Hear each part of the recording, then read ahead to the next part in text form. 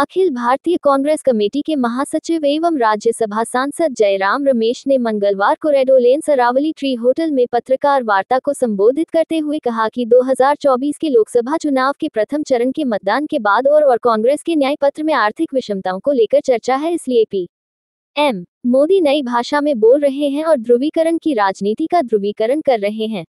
2023 में विधानसभा चुनाव के नतीजों में कांग्रेस का प्रदर्शन सकारात्मक रहा क्योंकि भाजपा और कांग्रेस में केवल 9 लाख मतों का अंतर रहा। उन्होंने मोदी सरकार की नीतियों पर प्रहार करते हुए कहा कि मोदी सरकार की नीतियों के कारण आर्थिक विकास का लाभ सभी को न मिलकर सिर्फ कुछ उद्योगपति मित्रों को ही मिल रहा है। बीजेपी के 400 नारे को लेकर कहा कि उनकी पार्टी के नेताओं तो कहते हैं और सच भी यही है कि भाजपा को नया संविधान बनाना है। उन्होंने कहा कि इंडिया गठबंधन इस बार चुनाव के नतीजे में निर्णायक भूमिका में रहेगा और चौंकाने वाले नतीजे आएंगे, क्योंकि 2024 का ये लोकसभा चुनाव संविधान को बचाने के लिए लड़ा जा रहा है। प्रधानमंत्री मोदी ट्रैक से हटकर भाषण देते हैं, वह सिर्फ सामाजिक ध्रुवीकरण की बात करते हैं। उन्होंने बताया कि हर बार की तरह 2021 में भी जनगणना होनी चाहिए थी, जिससे अनुसूचित जाति जनजाति जातियों का सही आंकलन कर पुख्ता जानकारी प्राप्त हो सके, परंतु इसे होने नहीं दिया गया। जयराम रमेश ने एक सवाल के जवाब देते हुए कहा कि हम राम के पुजारी हैं, राम के व्यापारी नहीं। सामाजिक सुरक्षा, महंगाई, बेरोजगारी और संविधान खतरे में है, उसे बचाने के लिए चुनाव लड़ रहे हैं। हमें मोदी सरकार की नीति और नीयत पर विरोध है।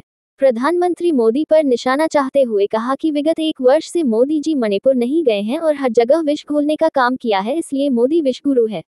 उन्होंने कहा कि कांग्रेस ने न्याय पत्र में 5 न्याय है और 25 गारंटी है, जिसे सरकार बनने पर लागू किया जाएगा। पत्रकार वार्ता को संबोधित करते हुए वल्लभनगर की पूर्व विधायक श्रीमती गजेंद्र प्रीति शक्तावत ने कहा कि मेवाड़ में भाजपा द्वारा क्षत्रानियों का अपमान हो रहा है, जो असहनीय है, और मेरा समस्त नारी शक्ति आग्रह है कि इस बार लोकसभा चुनावों में अपना मतदान पूर्ण विवेक से करे। और तब इंडिया शाइनिंग था। भीष्म पितामह, हमारे जो सब लोग कहते थे, भीष्म पितामह अटल बिहारी वाजपेयी प्रधानमंत्री थे। इंडिया शाइनिंग था और लोग कह रहे थे कि अभी कांग्रेस के लिए कोई मौका नहीं है, ये बीजेपी की सरकार वापस आएगी। 2004 में मैं आपको याद दिला दूं, Congress single largest party 145 seat जीती और यूपीए गठबंधन का सरकार बना। 20 साल बाद वो इतिहास दोहराएगा, 2004 का इतिहास 20 साल बाद। तो 2019 में जो हमारा प्रदर्शन हुआ था राजस्थान में, इस बार हरगिज नहीं होगा। और पहले चरण के प्रदर्शन के आधार पर हम मानकर चल रहे हैं कि राजस्थान में हमें ज़्यादा से ज़्यादा सीटें मिलेंगी, क्योंकि यहाँ के समाज के हर वर्ग, भारत जोड़ो यात्रा के समय हमने देखा, भारत जोड़ो न्याय यात्रा के समय हमने देखा, और क्योंकि ये न्याय पत्र किसानों की बात करता है, इसमें महिलाओं की बात है, इसमें युवाओं की बात है, श्रमिकों की बात है और वंचित दलित और आदिवासियों की बात है। इससे ध्यान हटाने के लिए प्रधानमंत्री और अलग अलग मुद्दे उठा रहे हैं, इससे कुछ लेना देना नहीं है। हम इसका पूरा मुकाबला करेंगे। ये जो प्रयास हो रहा है प्रधानमंत्री के द्वारा एजेंडा को हटाने के लिए, बेरोजगारी पर वो कुछ नहीं कहते, महंगाई पर वो कुछ नहीं कहते, आर्थिक विषमताओं पर कुछ नहीं कहते।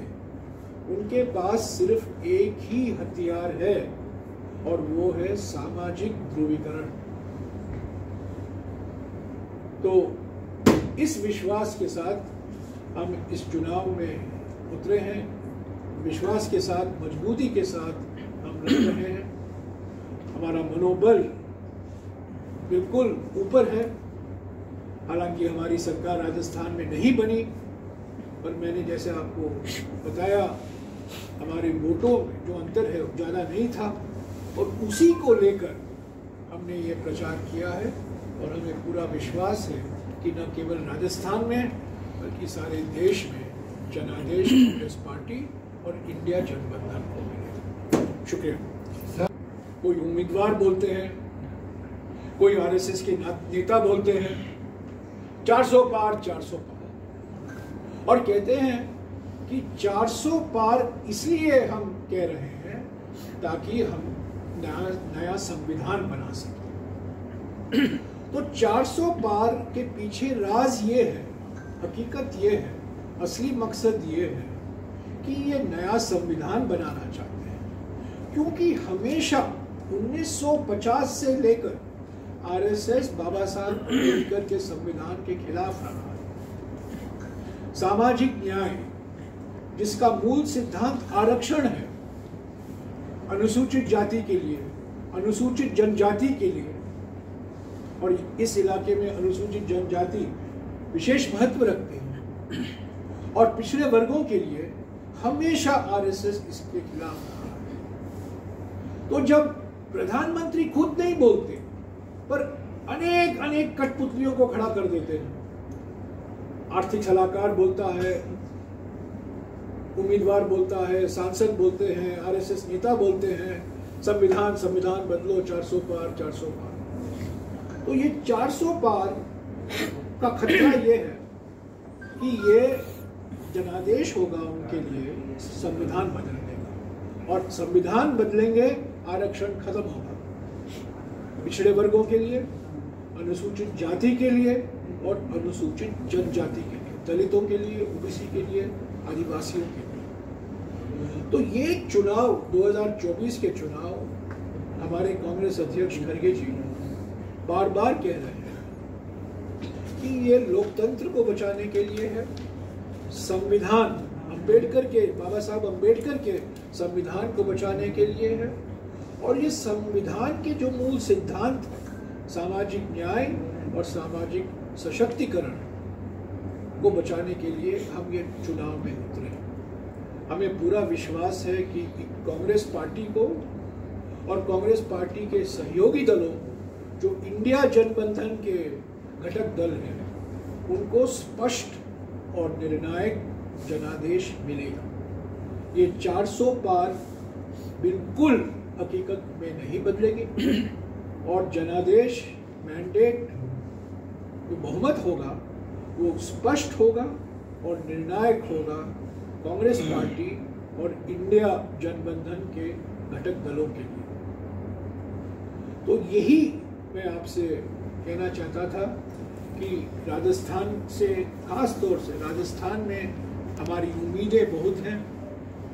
हम देख रहे हैं कि समाज के हर वर्ग